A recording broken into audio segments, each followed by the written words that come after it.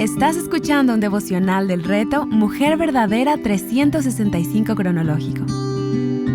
Día 344. Romanos capítulos 11 al 13. Escritos por Yamel de Jaramillo y Maggie de Michelén. Leídos por Mónica Valadez de Sandoval. Capítulo 11. A pesar de la incredulidad generalizada de Israel, en Romanos 11 Pablo deja claro que Dios no ha desechado completamente a su pueblo. A lo largo de la historia, Él ha mantenido un remanente fiel, una porción preservada por la gracia soberana de Dios. Pablo, siendo un judío que ha experimentado la redención, es un ejemplo vivo de ese remanente, así como lo han sido miles de israelitas a lo largo de las generaciones, quienes por la gracia de Dios han sido transformados y sostenidos. Esta gracia no es algo del pasado, es una gracia inagotable y soberana que sigue fluyendo en el presente y continuará extendiéndose hasta el futuro, alcanzando a los escogidos de todas las naciones, tribus, pueblos y lenguas. En los días de Elías, cuando parecía que todo Israel había caído en la idolatría, Dios le recordó al profeta que se había reservado un remanente de 7,000 hombres que no habían doblado sus rodillas ante Baal. Primero de Reyes, capítulo 19, versículo 18. De manera similar, hoy, a pesar de que muchos en el mundo rechazan a Dios y siguen otros ídolos modernos, podemos tener la certeza de que Dios sigue llamando y preservando un remanente fiel. Como explica D.A. Carson, esta preservación soberana es la base de nuestra seguridad en medio de la oscuridad. El plan de Dios nunca será frustrado. Él continúa obrando, llamando a aquellos que le pertenecen, manteniendo a un pueblo para sí mismo, incluso en los tiempos más sombríos. Pablo enseña que los gentiles no deben jactarse del privilegio de ser injertados, ya que fue únicamente la bondad de Dios la que permitió su inclusión en el olivo que representa al pueblo de Dios. Como lo señala MacArthur, la misericordia de Dios es el centro del injerto, no las obras humanas, y esto debe inspirar humildad en lugar de orgullo. El remanente de Israel ha sido preservado por la gracia de Dios, no por sus obras. Así también, los gentiles fueron incluidos solo por esa misma gracia. Pablo recuerda que Dios tiene el poder de injertar de nuevo a Israel. De hecho, utiliza la aceptación del evangelio por parte de los gentiles para provocar celos en los judíos, con el fin de que también vuelvan a él. Aquí vemos el misterio revelado por Pablo. El endurecimiento de Israel es solo parcial y temporal. Dios sigue llamando a un remanente en cada generación. Este endurecimiento parcial no implica que todos los israelitas sean salvos individualmente, sino que, como Carson explica, Dios siempre ha mantenido un remanente fiel entre ellos.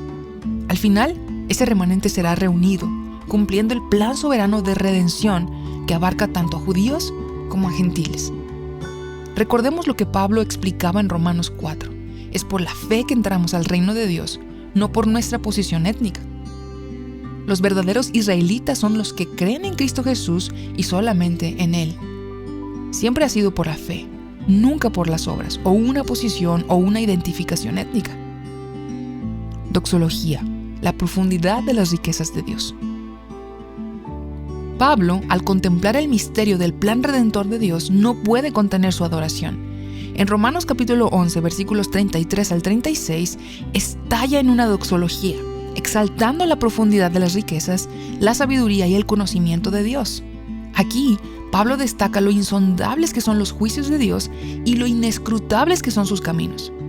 Según MacArthur, Pablo se maravilla de que aunque los seres humanos no pueden comprender plenamente los propósitos divinos, estos siempre son justos, perfectos y para su gloria.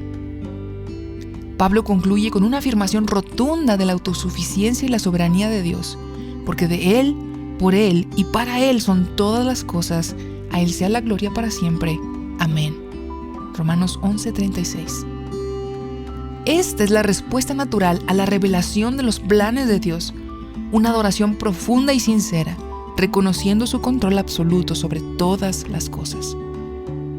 Capítulo 12. Vivir como sacrificios vivos.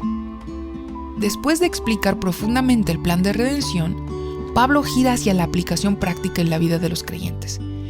El por lo tanto que utiliza al inicio de Romanos 12:1 es clave, conectando la doctrina con la vida cotidiana. Esta transición nos recuerda, como bien señala Carson, que la teología debe llevarnos a la acción. La verdadera comprensión de la gracia de Dios nos impulsa a una vida de adoración, no solo en palabras, sino en la entrega completa de nuestro ser. Pablo nos exhorta a que, en vista de las misericordias de Dios, presentemos nuestros cuerpos como sacrificios vivos, santos y agradables a Dios. Este sacrificio es vivo porque Cristo nos ha dado nueva vida.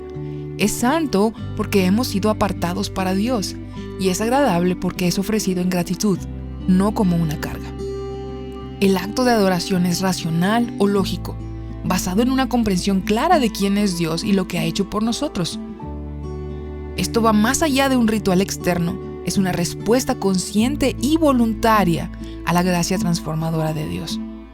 No debemos conformarnos a este mundo, sino ser transformados mediante la renovación de nuestra mente. Aquí, Pablo utiliza la palabra griega metamorfosis, lo que implica un cambio profundo desde el interior, obra que solo el Espíritu Santo puede realizar mediante la palabra de Dios. Usar los dones con humildad.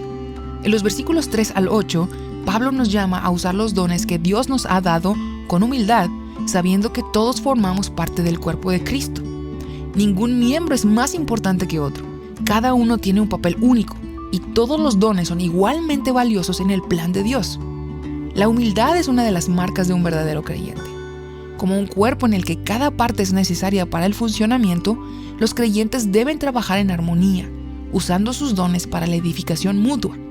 No se trata de competir, sino de cooperar, con un espíritu de unidad en medio de la diversidad. Pablo nos anima a no excusarnos pensando que no tenemos suficientes habilidades o dones.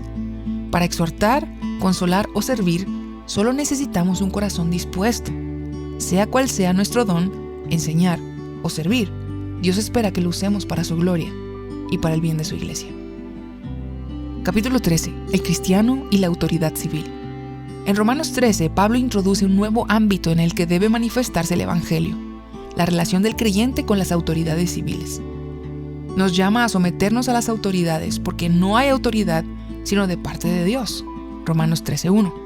Esto incluye obedecer las leyes, pagar impuestos y cumplir con nuestras responsabilidades como ciudadanos.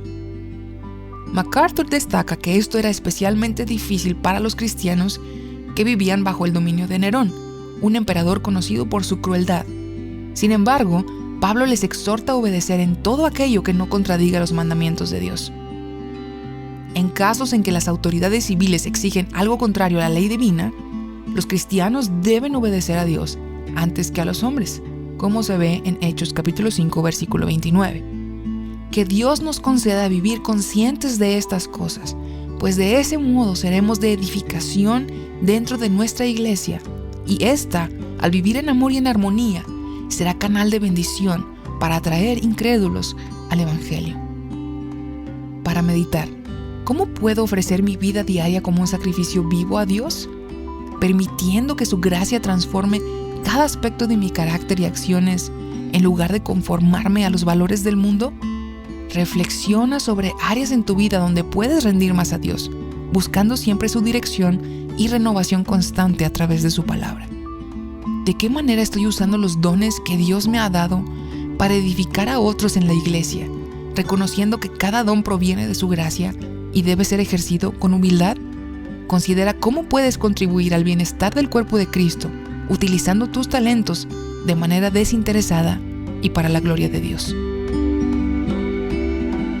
Para más contenido como este, visita avivanuestroscorazones.com.